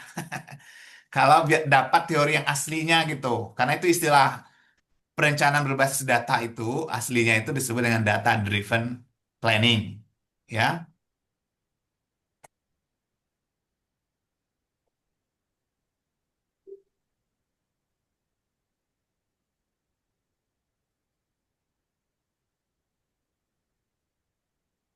Nah, kalau saya lihat-lihat di sini orang tuh pakai Huffman, Kalnin ini, Bu. Huffman, kita lihat risetnya di bawah, Huffman. Nah, nih, salah satunya ya, yang bicara tentang database education decision in school. Nah, nanti Bu cari lagi bukunya atau PDF-nya. Idealnya gini ya. Nah, ini tulisannya. Baik. Jadi, nah setelah dapat teorinya, boleh tentu nanti Ibu rujuk kepada apa namanya dokumen di kementerian. Nah, itu juga pertanyaan saya ini saya catat tadi nih. Kelihatan Pak, yang bagian kiri ini, Bapak Ibu? Ya, Ya, ini catatan saya kan. Tinjau pustaka kan mesti ada teori. Nah, kemudian juga apakah ada dokumen pedoman resmi untuk perencanaan berbasis data dari kementerian? ada Pak, ada modulnya juga Pak. Ya, itu apa? Permen atau apa? Ada permen, ada modulnya Pak. Nggak, sebelum modul itu ada permennya nggak? Lupa saya Pak, ada Nah, Ibu harus cari tahu itu, ya kan? Karena kan Ibu akan mengevaluasi nih. ya Pak. Kalau mengevaluasi tentu harus ada standar yang udah benernya apa. Nah, standar yang benar tuh biasanya ada pedoman, tapi pedoman itu biasanya ada dasar hukumnya di atasnya. Nah, Ibu mesti baca juga. Nah, itu kan dari sisi aplikatifnya nanti, ya, sebagai alat nanti juga untuk menilai apakah kepala sekolah sudah menerapkan, ya, apa namanya perencanaan berbasis data itu sesuai dengan pedoman yang dikeluarkan kementerian. Namun, kalau balik ke bab 2 yang ditinjau pustaka ini harus dulu dipayungi dengan teori. Nah, teorinya adalah teori perencanaan berbasis data. Bahasa Inggrisnya apa tadi? Data driven, Driven planning. ya, planning atau data driven decision itu sama, ya. Data driven decision, keputusan yang di-drive oleh data. Bapak Ibu mungkin paham ya apa yang dimaksud dengan keputusan di drive oleh data itu. Intinya kalau kepala sekolah di sekolah itu jangan sampai dia bikin kebijakan berbasis intuisi dia sendiri, ya, atau suka-suka dia gitu. Nah, kenapa Bapak lakukan itu? Ya kayaknya itu bagus gitu kan. Ya, kayaknya menarik gitu. Kalau kayaknya itu intuisinya dia aja tuh. Nah, maunya pemerintah itu seketika kepala sekolah bikin kebijakan, program, kegiatan itu berbasis data tadi. Oh, kita lemah nih di numerasi ya, sebagaimana hasil dari rapor pendidikan. Maka kita harus punya program ini. Ya, apakah apa namanya bangun sekolah apa perpustakaan sekolah gitu ya. Ya, biar literasi siswa kita meningkat misalnya kan. Nah, itu dia kan salah satu contoh data based planning atau data driven planning itu. Kan gitu kan Bu Marlinda maksudnya kan perencanaan berbasis data itu. Iya, Pak. Baik. Nah, jadi teorinya masih masih masih belum kelihatan nih Ibu ya. Ibu pakai teori apa? Jadi silakan dibaca-baca. Ya, sini nggak ada satupun nih teori yang Ibu kutip. Ya, kalau pustaka itu kan namanya tinjauan pustaka kan ada yang dikutip kan Bu. Referensinya dari mana gitu maksudnya. Ya. Oke. Nah, penelitian relevan nanti tolong ditambah. Nah, Ibu, ketika misalnya tadi Ibu sudah memutuskan ada ini adalah studi kasus, maka saya pikir tidak tepat lagi disebut dia variabel X dan Y. Karena Ibu tidak sedang mencari hubungan atau pengaruh variabel ini ke sini. Jadi yang istilah-istilah variabel X, Y ini Ibu apa namanya hilangkan saja. Kemudian nanti coba ditata ulang posisi garis-garisnya, gitu ya. Jadi nggak perlu disebut variabel X, Y, tapi boleh taruh misalnya strategi dan implementasi kepala sekolah di satu tempat. Kemudian di tengah-tengah itu ada apa namanya rapor pendidikan, ada perencanaan berbasis data dan lain-lain, ada keterlibatan guru, keterlibatan apa namanya komite. Nah ujungnya peningkatan kualitas pembelajaran. Saya cenderung menaruh ini Bu di sebelah kanan sini. Jadi kayak ini Bu, kayak input, proses, output, gitu Bu. Ya, Baik. ya kan? Jadi output ini kan peningkatan itu kan kayak outputnya gitu kan. Nah di tengah-tengahnya ada apa namanya perencanaan berbasis data tadi itu, kemudian ada keterlibatan kepala sekolah, keterlibatan guru, keterlibatan komite misalnya kan, gitu Bu. Coba ditata ulang Bu ya. Baik, Pak. Oke. Nah, ini juga sebenarnya saya mau nanya. Saya baru pertama kali dengar ini, Bu. Design Concurrent Embedded nih. Tadi Pak Abdullah juga nanya kan. Ya. Kita tanya ke Bu Marlinda lah. Beliau Iya, Pak. ambil referensi dari mana? Ada jurnal orang lain satu, Pak, saya temukan seperti itu. Jadi saya tertarik seperti itu, Pak. Ya, kalau nanti Ibu ketemu jurnal pun Ibu harus sebut referensinya, Bu ya. Ada, Pak, di dalam kalau di dalam anu saya ada, Pak. Di dalam tulisan proposalnya. Iya, Tapi di sini juga perlu Ibu sebut ya. Saya Di pun karena menarik itu akhirnya saya coba karena yang saya kutip itu dari jurnal. Biasanya kan jurnal udah ini juga, Pak. Enggak, Jurnal orang maksudnya lain. Bu, ketika Ibu mengutip jurnal pun mesti disebut namanya Oh siapa. ya. Misalnya gini, saya Ibu ambil misalnya dari Abdullah misalnya kan, 2025. Gitu Bu. Oh iya, Pak. Ya, jadi di slide itu tidak hanya kata-kata kayak gini. Karena sebelum orang nanya, kayak kayak Pak Abdullah kan yang nanya apa tuh gitu kan. Nanti tinggal Ibu bilang, ini adalah desain yang saya temukan dari tulisannya Pak Abdullah gitu kan. Kemudian desain ini maksudnya bla bla bla bla bla bla. Ya. Nah, Bapak, nah gini Bu, kalau misalnya terlepas ini dari istilah concurrent embedded ini, kalau misalnya Ibu tadi memang setuju bahwa ini akan dilakukan secara studi kasus, maka desain utamanya saya pikir harus disebut adalah kualitatif dengan apa namanya case study design. Ya. Nah, dalam case study design itu, Ibu boleh kemudian menggabungkan dengan concurrent embedded istilah tadi itu ya. Artinya ada kualitatif yang utama, benar ya Bu ya? Bukan banyak Iya, Pak. wawancaraan.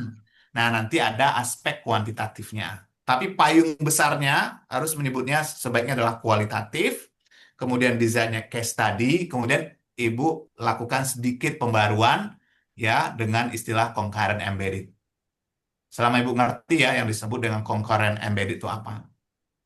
Karena kan dalam dalam dunia akademik kan apalagi sosial kayak gini tidak ada hitam putih benar salah sebenarnya. Ya, yang paling penting itu kita bisa menjelaskan, menjustifikasinya secara akademik gitu. Itu Bu, Marlinda. Iya, Pak. Ya. Oke. Nah, concern utama kemudian saya setelah ini adalah apa namanya instrumen sebenarnya. Tapi tadi sudah dijawab oleh Bu Marlinda, udah ada separuh ya Bu ya, seperti apa namanya instrumen Likert scale-nya sedang dibikin. Nah, tentu ketika kita bikin instrumen, terutama yang Likert scale itu dikembalikan kepada konsep-konsep di bab 2 di literatur review ini. Misalnya, kalau Ibu ingin bertanya tentang apa namanya apakah tadi apa guru ya, bagaimana keterlibatan guru ya Bu ya. Iya, Nah Pak. ini misalnya yang Likert scale yang mana Bu, yang nomor 4-nya aja. Iya, Pak.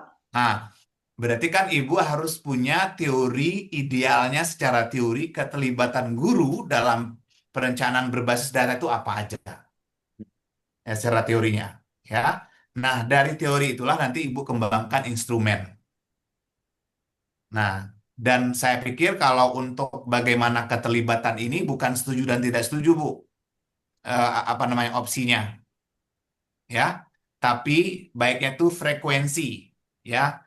Selalu, ya kan, sering, kadang-kadang, pernah, tidak pernah. Untuk melihat orang melakukan sesuatu kan harus dengan frekuensi. Misalnya, ya, saya apa namanya diundang oleh kepala sekolah saat mengevaluasi rapor pendidikan sekolah saya misalnya. Nah, dijawabnya selalu, berarti dia terlibat gitu kan. Tapi kalau dijawabnya tidak pernah, berarti tidak terlibat dia gitu, Bu.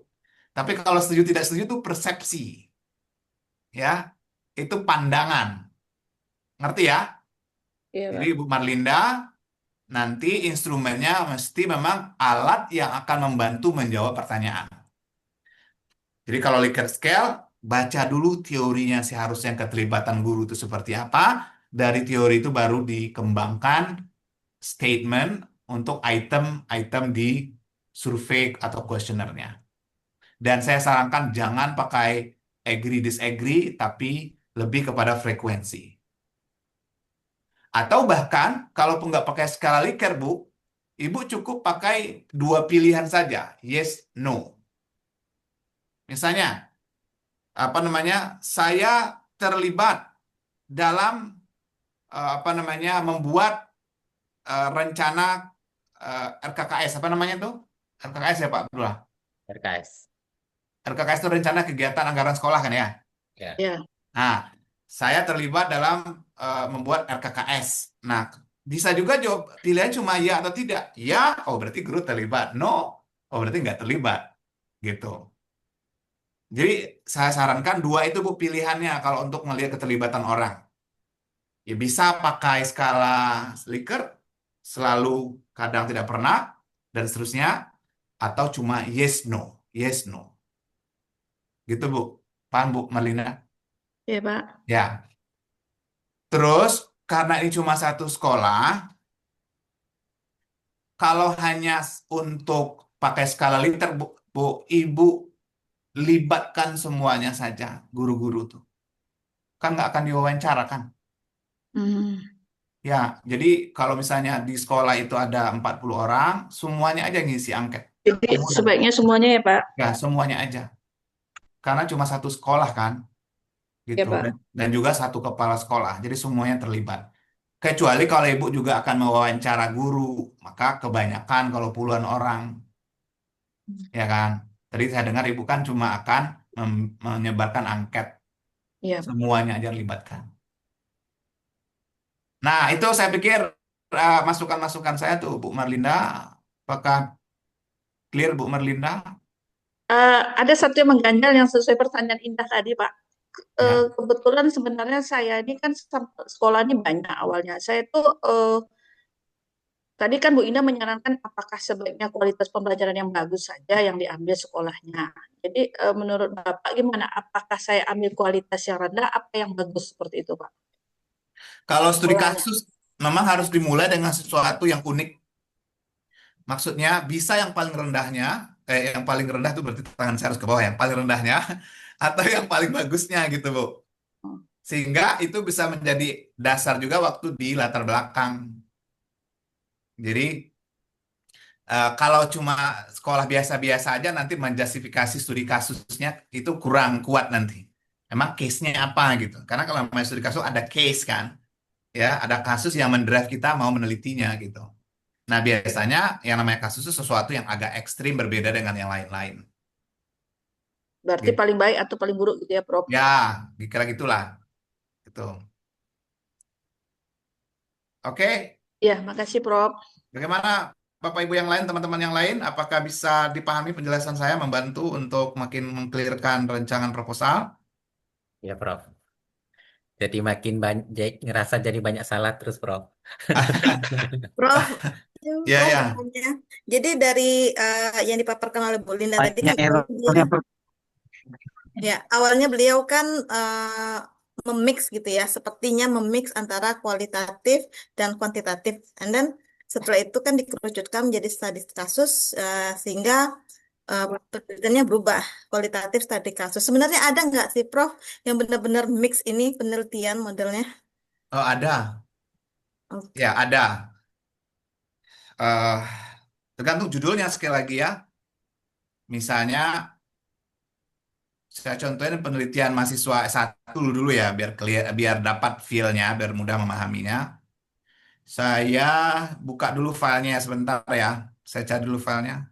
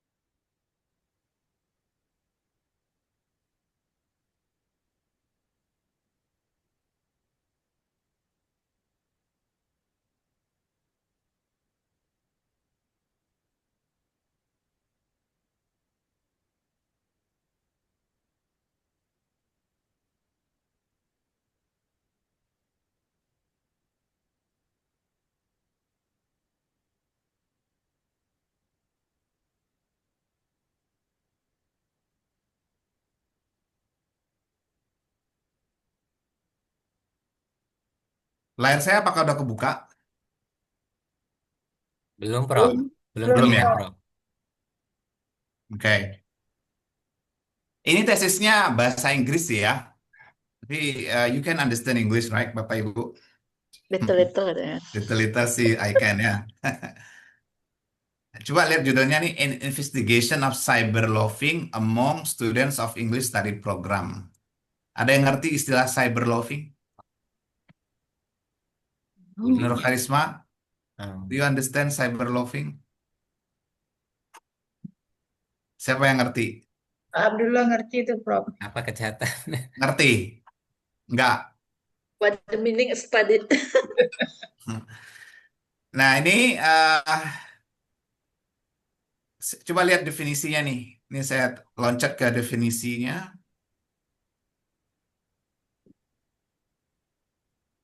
Nah, ini definition of term. Kita pahami dulu apa cyberloafing. Dan tolong baca dan jelaskan ke saya what is cyberloafing. Oh, penggunaan internet ya. Hmm.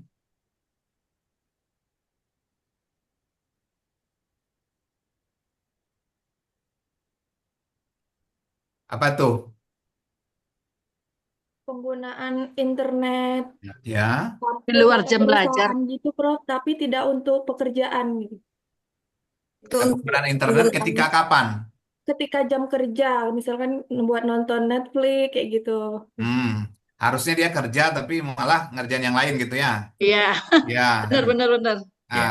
kalau dalam konteks ini penggunaan internet atau aktivitas menggunakan internet tapi Teknologi. tidak dalam kegiatan pembelajaran. Personal purpose aja. Ya, misalnya kalau ada mahasiswa lagi diskusi, dosen sedang sangat semangat menyampaikan sesuatu, dia asik pula dengan yang lain ya, bikin konten Instagram misalnya kan, atau jawab-jawab WhatsApp orang ya, atau jualan online ya kan, padahal harusnya kuliah kan gitu.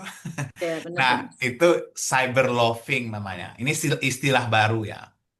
Jadi ini salah satu tesis yang menurut saya yang salah satu yang terbaik yang pernah saya uji di prodi kami karena selain topiknya menarik, kemudian juga bahasa Inggrisnya bagus. Nah, untuk ukuran masuk S1 desainnya juga bagus gitu ya. Jadi kemarin saya minta tesisnya sama namanya nih Melva Naura ya, minta Bapak tesis kamu ya, tolong kirim filenya gitu nanti Bapak bisa jadikan contoh untuk kelas. Nah, sekarang lihat pertanyaan penelitiannya. Nih, pertanyaan penelitiannya ada dua. Pertama, what is the level of cyber loafing among students of English study program? Jadi pertama yang dilihat itu seberapa tingkat cyber loafing di mahasiswa bahasa Inggris gitu.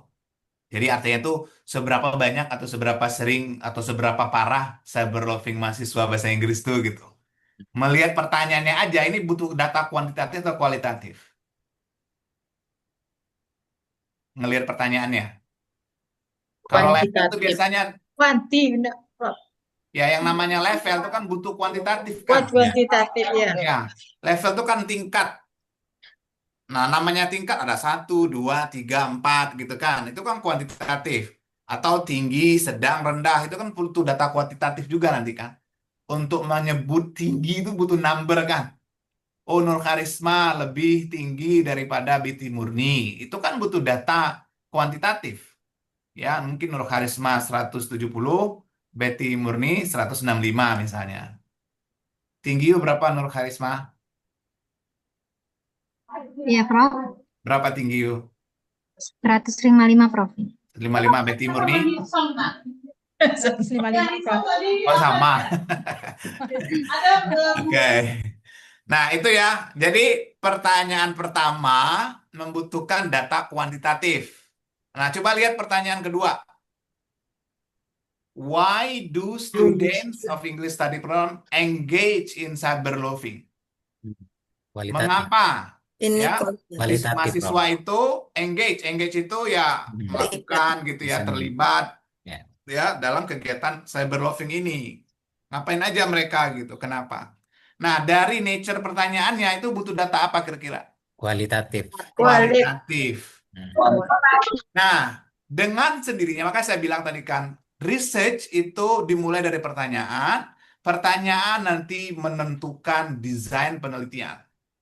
Jadi kalau pertanyaan kayak gini, maka dengan sendirinya nanti butuh dua data dia, kuanti dan kuali. Maka dengan sendirinya nanti akan disebut mixed method. Nah, maka kalau kita loncat ke desain penelitiannya atau metodologinya,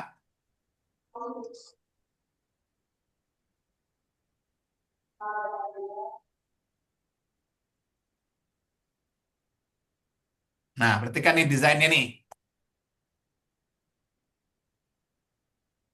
Ya, silakan dibaca bagian sampai ke sini ya. Baca sebentar.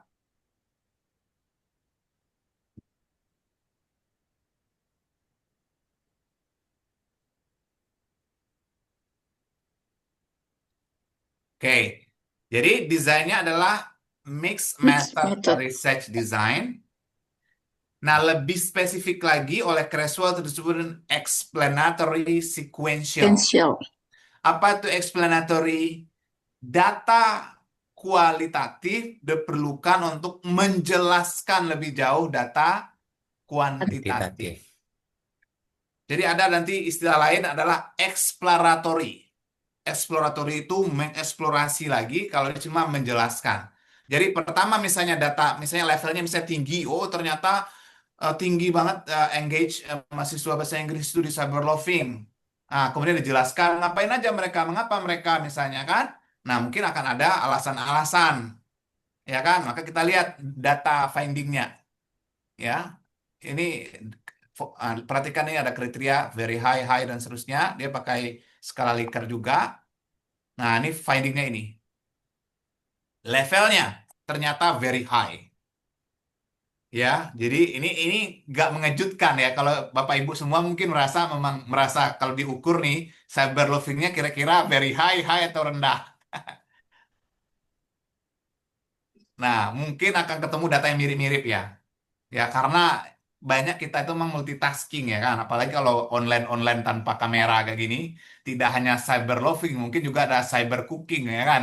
Ya, sambil masak Ya, ya kan. Sambil iya, masak kuliah ya kan gitu. Jadi cyber data eating yang tidak nampak. ini kan data kuanti. Nah, sekarang lihat data kualitatif. Kenapa gitu ya? Nah, kenapa why-nya? Nah, ini alasannya secara kualitatif di bawah. Nah, nih. Pertama, alasannya adalah yang terkait dengan lectures. Kenapa dia cyberloving? Karena gara-gara dosennya. Nah, persisnya apa katanya gara-gara dosennya? Karena gini, the lectures often give too long explanation. Ya. Karena dosennya kebanyakan ngomong, banyak menjelaskan, capek kami dengar Pak katanya kan. Ya ceramah di sejam 2 jam online misalnya. Ya, atau di dalam kampus pun, di kelas pun banyak ceramah. Maka mahasiswa biasanya lain-lain dikerjakannya tuh. Apalagi anak-anak Gen Z ya, Ibu Bapak kan ngajar anak Gen Z kan, Gen A kan. Ya. Mereka nggak bisa lama-lama Bapak Ibu dengerin ceramah. Ya, bosan. Karena yang diceramain gurunya juga kadang mereka bisa cari sendiri di internet. Ya kan. Makanya kan di sekolah tuh kita diajarkan sekarang pakai yang student centered learning kayak project based ya kan. Nah, apalagi problem based atau inquiry dan lain-lain itu kan sebenarnya untuk menghindari agar anak-anak tidak mengerjakan yang lain-lain kan. Karena kalau ceramah aja akan yang lain-lain mereka kerjakan termasuk cyber loving. Jadi penyebabnya itu kemudian di-explain dengan data kualitatif. Nah, dalam hal ini dia melakukan apa? Wawancara ini ya, cyber loving. Jadi ada yang alasan terkait dosen ini diantaranya, ada juga yang terkait perkuliahan, ya. Nah, maksudnya apa terkait perkuliahan? Nih, when my classmate doing presentation, they sometimes explain it in an attractive way, ya. Ya, ketika teman menjelaskan ya presentasi, tapi kurang menarik presentasinya gitu ya. Nah, they just always read, not engage. Nah, ada presentasi cuma baca slide doang, tapi nggak ada engagement dengan audien. Akhirnya kami yang lain-lain lagi kami kerjakan gitu. Dan seterusnya Bapak Ibu, ini kualitatifnya untuk menjelaskan data kuantitatif. Ini satu contoh mixed method ya di mahasiswa S1 kami Bapak Ibu. Gimana Bu Indah? Is it clear? Oke, clear enough, Prof. Oke. Nah, maka kapan kita menggunakan mix dan lain-lain itu tergantung kita mau cari apa. Kayak pertanyaan penelitian itu harus diperiksa pertama kali. Ya, pertanyaannya apa? Izin Prof. Ya.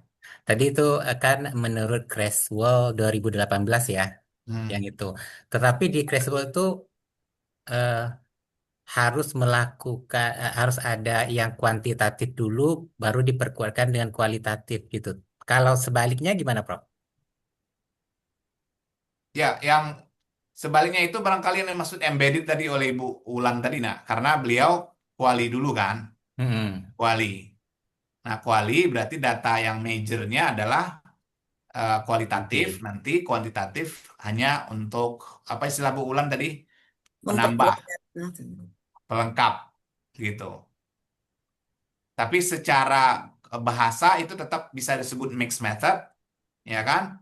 Nah, cuma eh, fokusnya lebih ke kualitatif. Itu dibolehkan, ya. Cuma istilahnya eh, apa namanya tidak lagi sebagai apa namanya data kualitatifnya tidak sebagai explanatory gitu ya. Tapi bisa juga hanya sebagai pelengkap atau penambah penjelasan dari data kualitatif. Jadi boleh dibalik-balik Bapak Ibu mau yang mana dulu ya kan? Walaupun biasanya kalau mixed method ini dimulai dulu dengan kuantitatif ya biasanya.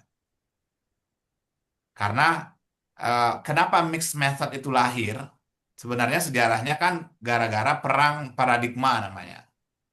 Apa itu perang paradigma?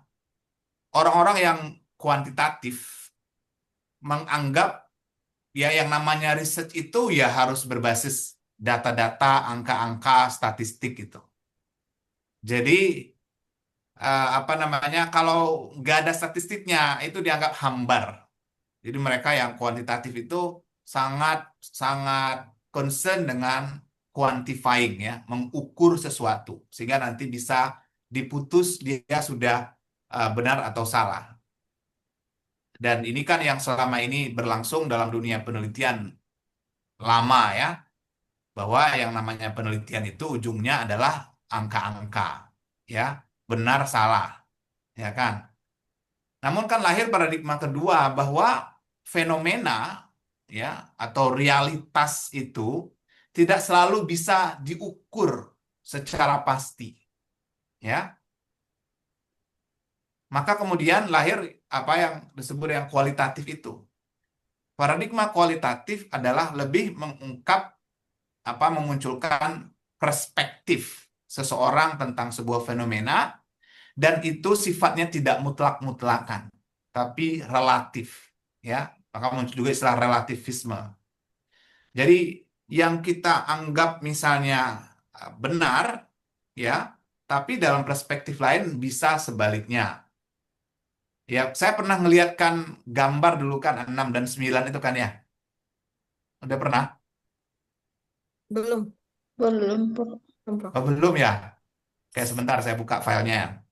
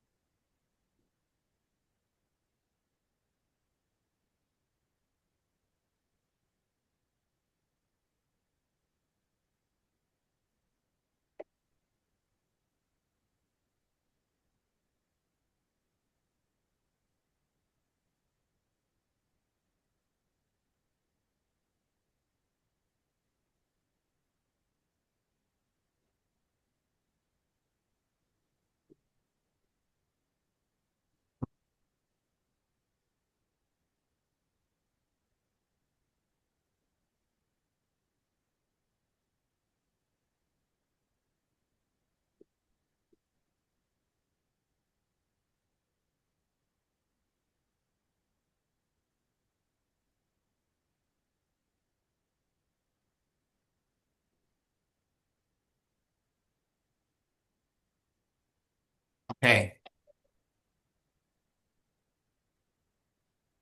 ini dia Bapak Ibu. Rasanya saya udah presentasikan. Entah kalau saya lupa mungkin di kelas yang lain karena kelasnya udah banyak. Belum nih, Prof. Lihat gambar Belum, nih. Lihat gambar nih. belum, Belum ya? belum, Belum Prof. ya? Belum. Oh, oke. Sorry for that. Perhatikan mana yang benar nih di antara dua orang nih. Dua-duanya benar, Prof. Bisa melihat. Tergantung Ah, perspektifnya, tergantung cara Dari segi pandangnya. benarnya benar iya. kedua-duanya. Tergantung dari view-nya. Masing-masing benar, Prof. Nah, Tergantung posisi dari ya. Nah, ini yang disadari oleh peneliti kualitatif. Karena ini masalah perspektif. Perspektif itu masalah di mana Anda berdiri. Ya kan? Kalau kita yang berdiri di sudut kiri, ya kelihatan yang ke-6 gitu. Ya kan? Tapi didebat oleh yang sebelah kanan. Ini no, it's not 6, ini 9 gitu kan. Nah, ini karena mereka ada di dua posisi yang berbeda. Maka kita yang ngelihatnya lebih kompleks, lebih komprehensif, kita baru bisa katakan this apa dua-duanya these two people are correct gitu. Kenapa? Karena mereka ada di perspektif yang berbeda aja. Dan banyak kan di dunia nyata itu kadang kita begini kan. Misalnya pilihan presiden misalnya. Apakah pilihan presiden itu mutlak-mutlakan benar salah? Nggak ada tuh mutlak-mutlakan Bapak Ibu. Ya, nggak ada istilah ini pasti benar, pasti salah. Kemudian memilih ini masuk surga, memilih ini masuk neraka. No, this is not about surga neraka. Ini hanya pilihan-pilihan yang kita timbang-timbang sesuai dengan perspektif masing-masing. Makanya sebaiknya ini guru-guru jangan sampai pula terlibat di media sosial itu perang-perangan. Kalau dulu ada istilah apa? Istilah apa dulu di masa Jokowi dan Prabowo awal itu? Masih ingat istilahnya apa yang dipakai? Ini Kadrun, kelompok kadrun. nggak ingat ya. Gemoy Ada ya, Ada ada kad, istilah cebong. ya betul. gemoy. Ada istilah apa lagi? Kadrun. Kadrun. Itu kan perang-perangan bertahun-tahun ngapain gitu kan ya?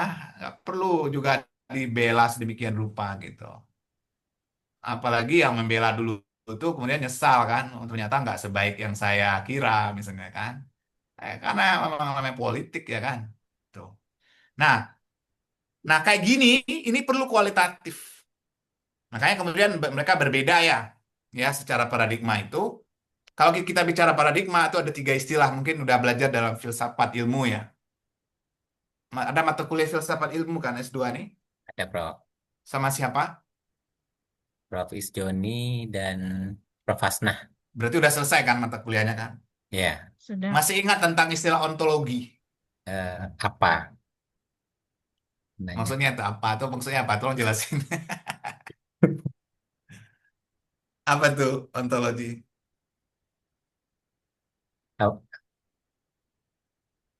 Hah? Ilmu tentang apa gitu ya? em, apa yang perlu di ini Prof? Apa ya? Yang menjadi pokok bahasan gitu. Apa yang Hmm, ditanyakan gitu. Apa yang ya, menjadi permasalahan. Hakikat dari realitasnya. ya, ya. Secara ontologi, ya itu ontologi kan terkait dengan apa nama tentang realitas. Apa ya yang disebut realitas itu apa gitu ya? Nah, secara ontologi kuantitatif kualitatif berbeda. Kalau kuantitatif tadi udah saya bilang ini absolut dia. Dia percaya tentang single reality. Ya. Misalnya 4 tambah 4 secara matematik memang pilihannya hanya 8. Benar kan ya? Itu kuantitatif. Jadi kalau misalnya ada yang jawab 7 secara kuantitatif pasti salah. Ya kan?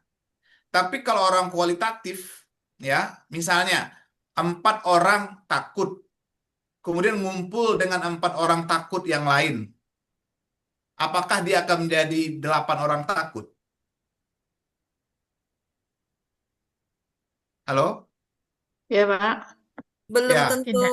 ya belum Belum tentu tentu. kan. Belum Bisa tentu. aja dia berubah menjadi satu tim pemberani. Ya, Benar. Ya. Heeh. Ya kan? betul. Ya. Pernah dulu waktu kos-kosan mungkin malam-malam dengar apa gitu ya di kamar kita, kemudian pindah ke kamar yang lain. Iya juga saya juga takut ada dengar-dengar tadi akhirnya ngumpul semua di depan ya, di beranda rumah gitu ya rame-rame. Akhirnya kecekikan-cekikan situ misalnya kan kata-ketawa, hilang rasa takutnya. Ya. Nah, kenapa? Karena ini ada unsur kualitatifnya. Takut-takut itu kan kualitatif gitu. Ya kan? Nah, ngumpul. Nah, itu kualitatif. Maka dengan demikian, di kualitatif itu ngelihat realitas itu bisa multiple ya, bisa beragam. Ya, kayak 6 dan 9 tadi itu. Sehingga kemudian kebenarannya menjadi relatif. Ya. Nah, kalau Ibu Bapak misalnya melakukan kualitatif sebenarnya secara metodologi itu ada bagusnya karena data hasil penelitian Bapak Ibu itu tidak bisa langsung diputus oleh penguji ini salah ini benar. Ya. Beda kalau uji statistik ya, itu kan kuantitatif. Kalau kuantitatif kan sudah ada ukuran-ukurannya, misalnya nilai signifikan biasanya kan 0,05 biasanya kan menjadi alat ukurnya itu, ya kan? Maka harus pakai itu. Tapi kalau kualitatif, wawancara, kemudian dianalisa, kemudian ada tema-tema yang muncul, kemudian disampaikan, itu nggak bisa langsung diputus ini salah ini benar. Selama bisa dijelaskan, dijustifikasi dengan logis, maka dia bisa diterima. Nah, ini secara metodologi ya, dari ontologinya. Nah, kemudian secara epistemologi, epistemologi itu kan cara ya, cara kita mencapai apa yang disebut dengan pengetahuan. Ya, mereka yang kuantitatif, dia itu katanya kita harus objektif. Jadi kalau kita meneliti, kita harus berjarak dengan objek yang kita teliti. Maka orang-orang yang melakukan eksperimen secara kuantitatif ya di lab-lab itu, misalnya eksperimen tentang tikus gitu kan, maka tikus itu diamati sedemikian rupa, ya kan, dia berjarak dengan tikus itu, ya, meneliti ikan dia berjarak dengan ikan itu, sehingga nanti dia memang objektif menyampaikan hasil penelitiannya. Maka ada istilah namanya positivisme ya secara epistemologi. Kalau positivisme itu berarti perginya nanti ke orang-orang kuantitatif. Tapi kualitatif dia mengakui ada yang disebut dengan konstruktivisme. Konstruktivisme itu artinya pemahaman kita tentang sebuah objek itu bisa dilakukan secara bersama, ya, kemudian hasilnya nanti bisa sesuai dengan interpretasi kita tentang objek itu. Maka kalau tadi saya bilang kita meneliti sesuatu, sebagai peneliti tidak harus benar-benar berjarak dengan objek yang diteliti. Kalau kita meneliti ikan, orang-orang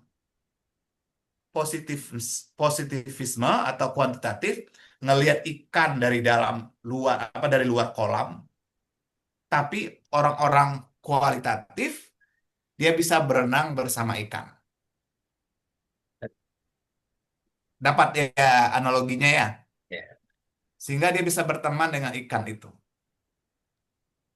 Nah, mungkin nggak langsung nyambung karena kok berteman sama ikan, maksudnya gimana Pak? Misalnya kalau kita meneliti manusia, ya, dalam penelitian kualitatif misalnya, ya, ada yang disebut dengan penelitian etnografi. Pernah dengar istilah etnografi? Boleh di searching. Apa itu etnografi? Nih, saya searchingkan dari sini ya. Saya lihat. Etno.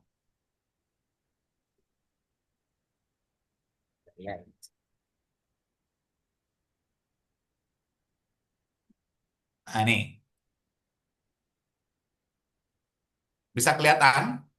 Iya, bisa Coba Prof. boleh dibaca bagian di atasnya aja yang di overview oleh AI ini. Nih.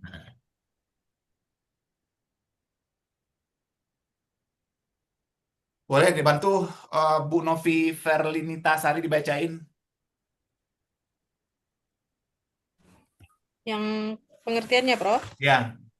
Etnografi adalah metode penelitian kualitatif yang fokus pada studi mendalam tentang suatu budaya atau kelompok sosial. Metode ini melibatkan observasi langsung, wawancara, dan pengumpulan data lainnya untuk memahami pola perilaku, keyakinan, dan norma sosial suatu kelompok. Ya. Kata kuncinya diantaranya dari sisi metode adalah observasi langsung. Jadi kalau misalnya kalau Ibu tertarik misalnya dari sisi sosial dan sosiologis gitu ya, misalnya bagaimana pola pendidikan orang-orang Sakai ya, atau orang-orang suku pedalaman, ya, kan mereka pasti punya pendidikan juga kan, ya, tapi mungkin mereka nggak sekolah formal kayak kita gitu ya. Mereka tentu punya ajaran juga yang harus disampaikan sama anak-anaknya misalnya kan. Maka cara terbaik untuk meneliti yang kayak gitu itu adalah dengan cara etnografi. Ya.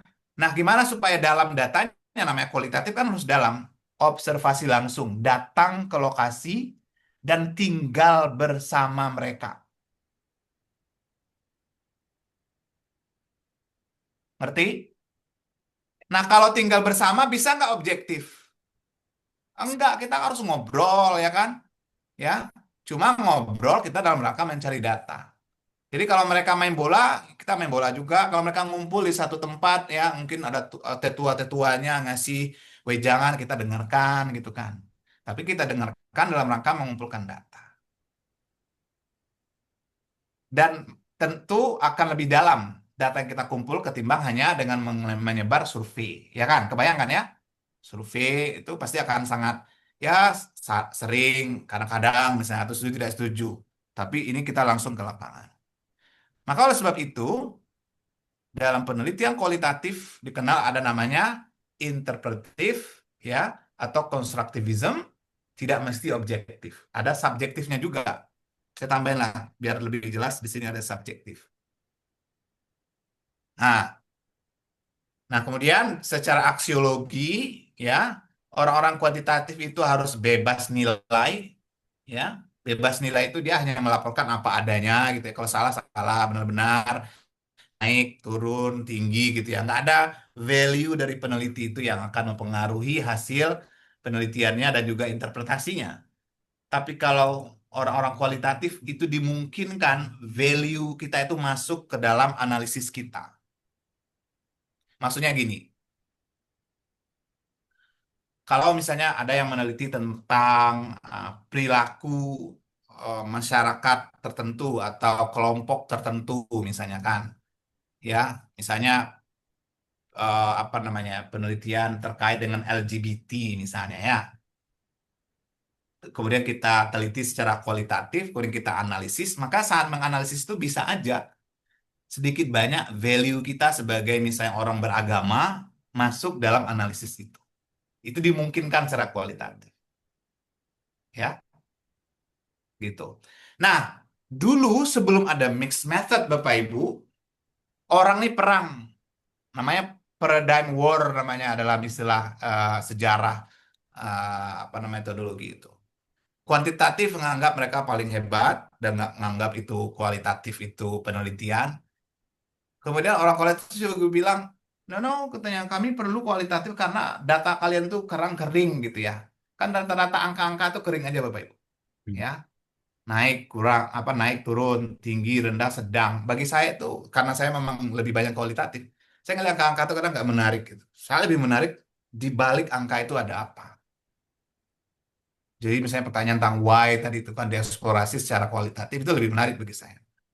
Misalnya sekolah ini performanya rendah gitu, buktinya data apa nilai literasinya segini, oke itu kan kuantitatif, tapi kan sebagai seorang apakah guru dosen yang paling penting itu kan kenapa rendahnya kan. Nah, itu kan perlu dieksplorasi dan harus dalam eksplorasinya. Nah, agar tidak terjadi perang-perangan itu, maka lahirlah mixed method. Itu Bapak Ibu sejarahnya mixed method itu. Sehingga dia saling melengkapi kekurangan masing-masing. Ya. Nah, gitu ya tambahan penjelasan terkait dengan mixed method. Oke. Sudah hampir jam 10. Kita lanjutlah satu lagi ya. Pak Abdullah. Udah capek loh, Prof. Apa? Udah capek duduknya. Oh, udah capek. Nah, itu gimana? Saya lebih capek lagi. Saya tidak hanya duduk, saya juga cerita. Ya, teman-teman gimana? Nah, gimana? Apa cukup aja dulu? Mungkin cukup aja dulu, Prof, karena kami yang di luar kota ini mau siap-siap berangkat ke Mau Pekanbaru juga, berangkat. Prof. Oh, boleh. Ya, kan Besok, berdasarkan agreement. Karena kalau saya kan, saya menganggap apa namanya kan itu hak Bapak Ibu semua untuk sampai jam 10 sekian. Tentu saya berusaha untuk memberi hak-hak mahasiswa kan gitu ceritanya kan. Tapi kalau semua demi kepentingan yang lain setuju sampai di sini juga nggak apa-apa. Saya juga senang aja kan, saya bisa ngerjain yang lain juga gitu. By the way, Baik. Prof, Nah, kalau minggu gitu cukup minggu, sampai di sini dulu dan mudah-mudahan diskusi kita tadi menambah insight untuk Insya memperbaiki proposal Bapak Ibu semua Allah. dan kita harus sepakati dulu sebelum sebelum bubar. Minggu depan kan kita masih bisa ketemu ya. Minggu depan, Nah, insya Allah bisa online ya, ya, Prof ya, karena Pak itu katanya mungkin nggak bisa masuk juga. boleh. Baik. Saya senang aja mau online offline kan udah saya bilang dari awal. Yang penting dikabari sebelum hari H saya juga bisa bersiap-siap. Dan saya tidak ada masalah sama sekali dengan online. Karena saya pada dasarnya sebenarnya merasa apa ya lebih efektif, efisien online ini. Misalnya materi-materi saya semuanya kan tinggal klik-klik kemudian Mm-mm. kebuka gitu kan. Ya. Tapi Bapak Ibu juga harus komitmen untuk tetap stay di tempat, tidak disambil-sambil. Nah, itu. Jadi kalau minggu depan online, oke, saya setuju.